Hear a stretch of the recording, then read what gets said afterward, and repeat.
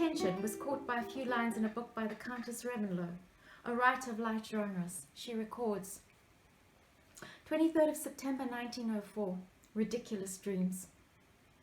About 4 o'clock in the afternoon, I want to go into the primeval forest with a book under my arm, and I say to someone, now is the hour of the apes, now one can dream. I thought at that same time, in this hour, man and ape draw near to one another. The dreamer says, now is the hour of apes, now one can dream. Psyche has so many ways of saying that we are part blood animal, and that we had better nurse that part or milk it in order to cross over. The dreamer expresses the call that has gone out to her. What she refers to as ridiculous dreams are exactly what could make her whole. And the god that draws her is an ape. This may seem surprising, and yet Jung in Psychology and Alchemy says the ego is not the one in the center. It is the gibbon who is to be reconstructed in the center.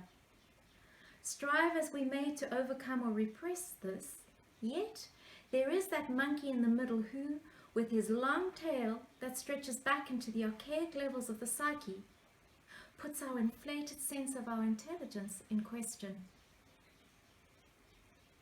The way of the monkey takes us back and down into humble intimacy with our natures. The primitive darkness that we bury inwards or cast behind us or project outwards in our climb to the light looks like the monkey at the threshold, too hairy, too embarrassing, too tricky, and too wise. In mythology, even Orpheus with his beautiful music could not charm him, for the ape sits confronting him, playing his own instrument.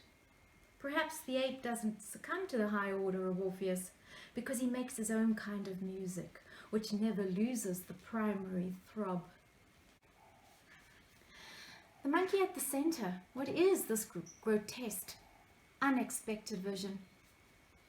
To live centered would mean to live with all this at the threshold, represented by the ape of folly, anarchy, and vice, to always be hearing his music. To become and remain properly human would mean remaining in psychic connection with the subhuman at the center, remaining true to one's own shadow angel, true to one's own central madness.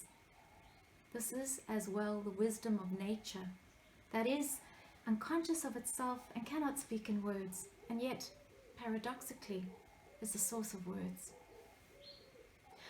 Finding this middle voice is a choice. It is an orientation, a profoundly personal, intimate, and individualizing stance towards the reality of the angel twin, the part of man that is both God and ape. It is an action of exquisitively sensitive responses and profound responsibility.